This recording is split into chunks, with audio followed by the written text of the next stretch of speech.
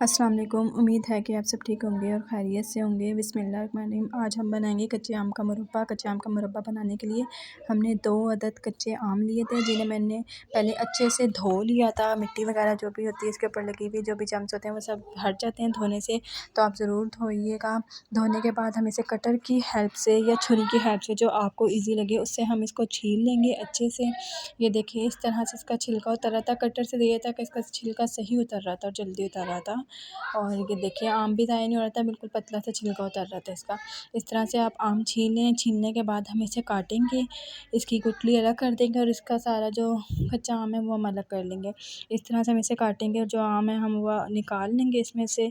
जो गुठली बचेगी हम उसे साइड पे कर देंगे। गुठली तो खैर इसमें से बिल्कुल ही कह सकते हैं कि उस तरह से निकली थी, बिल्कुल जैसे गुठली के साथ था ही नहीं। हमने इस तरह से काट लिया था क्योंकि सारा पल्प हमने इकट्ठा कर लिया था इसका, जो भी था ये आम ना सारा हमने इकट्ठा कर लिया था।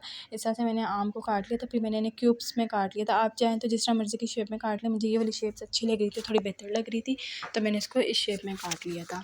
और आप देख सकते हैं कितने मज़े से और कितने अच्छे से कट रहा और अच्छा खासा इनमें से ना आम निकला था। तो ये देख सकते हैं मैंने 2 अदद लिए थे बड़े साइज़ के आम। कच्चे आम 2 बड़े साइज़ के लिए थे, जिनमें से मैंने बहुत अच्छे से ये आम निकाल लिया था। और आप देख सकते हैं कितने अच्छे से कट भी रहा है, कितने अच्छे से निकल भी गया था। इसी तरह आप भी काट लीजिएगा। काटने के बाद हम इसका अगला स्टेप करेंगे, हम लेंगे पानी। हम इसको पहले उसमें डालेंगे, पहले हम इसे धो लेंगे एक दफ़ा फिर से। फिर धोने के बाद हम इसको डालेंगे उसमें। पकने के लिए हम पानी लेंगे, इसे इतना उबाल लेंगे कि ज़रा गल जाए जल्दी से। और जैसे ये हमारी गल जाएगी, हाफ़ गलाना है, मतलब फुल डन नहीं करना है इसको, हाफ़ गलाना है। ये देखें जब हम इसमें चम्मच मारें तो भाई ये बीच में से ज़रा टूट जाए इस तरह से, बस ये समझे हो गया। इसे हमने कर लिया था, हमने पानी इसका छान लिया था और ये जो कैरी थी हमने इसको डाल लिया था दोबारा से खुले से बर्तन में। फिर हमने इसमें चीनी डाली थी। मैंने चीनी इसमें डाली थी किलो के करीब कह लें, या 3 पाव के करीब मैंने इसमें चीनी डाली थी। यहाँ पे ये देखें कितने अच्छे से बन रहा था हमारा मुरब्बा।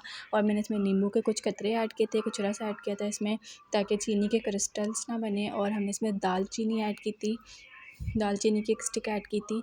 और नमक आप ज़रा सा डालिएगा, और साथ में काली मिर्च अगर आप डालना चाहें तो ऑप्शन है।